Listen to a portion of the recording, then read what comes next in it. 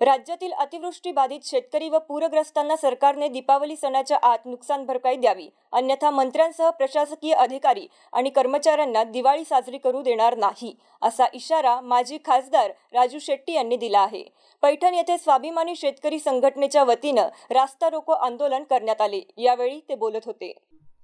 शिवसेना उद्धव बाळासाहेब ठाकरे, उपजिल्हा प्रमुख दत्ता गोरडे, स्वाभिमानी शेतकरी संघटनेचे नेते माऊली मुळे यांच्यासह शेकडो शेतकरी या आंदोलनात सहभागी झाले होते। माजी खासदार राजू शेट्टी यांना राज्य शासनासह जिल्हाधिकारी व जलसंपदा विभागाच्या अधिकाऱ्यांवर कडक शब्दात टीका केली। अतिवृष्टीमुळे अनेक शेतकऱ्यांची जमीन पिकांसह खरडून गेली आहे। अशा संकटाच्या पार्श्वभूमीवर नुकसान भरपाई द्यावी, ती सुद्धा दिवाळी सणाच्या आत द्यावी। उशीर झाला तर आमदार, खासदार, मंत्र्यांना दिवाळी नीट खाऊ देणार नाही, असा इशारा राजू शेट्टी यांनी दिला। गौतम बनकर, MCN न्यूज, पैठण।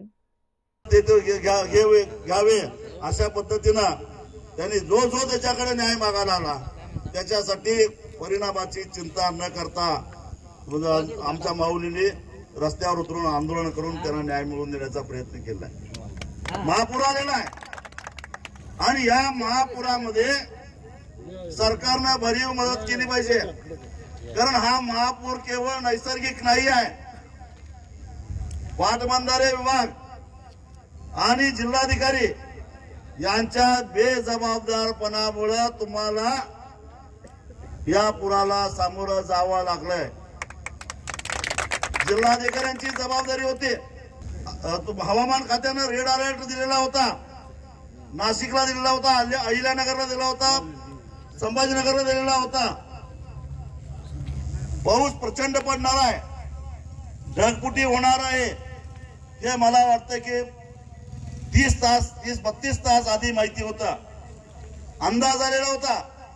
मग अशा परिस्थितीमध्ये ढगफुटी झाली तर नेमका किती मिलीमीटर पाऊस पडेल डोंगरामध्ये, ते त्याचं किती TMC मध्ये पाण्यात रूपांतर होईल, मग जायकवाडीमध्ये आता पाणी किती साठवून ठेवलेलं आहे आणि ते आल्यानंतर त्या पाण्याचं काय करायचं याचं नियोजन करायची जबाबदारी जिल्हाधिकाऱ्यांची होती। नुसतं पालकमंत्र्याचं आणि इथल्या स्थानिक लोकप्रतिनिधींचं पाय चाटणं हे त्यांचं काम नव्हे, लक्षात ठेवा। कलेक्टरचं, तहसीलदाराची जबाबदारी होती, पाटबंधारे विभागाचे जे अधीक्षक अभियंता आहेत त्यांची ती जबाबदारी होती। त्यांनी सातत्यानं या सगळ्या गोष्टीवर लक्ष ठेवायला पाहिजे होता। नाशिकला पाऊस पडला तर लगेच पाणी इकडे काही येत नाही पैठणपर्यंत, त्याला सुद्धा वेळ लागतो। तिथं पडलेल्या पावसाची नोंद घेऊन ते पाणी इथं पोचायच्या आत जर का जायकवाडीतलं पाणी खाली सोडलं असतं तर हा पूर एवढा मोठा आला नसता। मी पूरग्रस्त भागातूनच येतोय, मला माहिती आहे।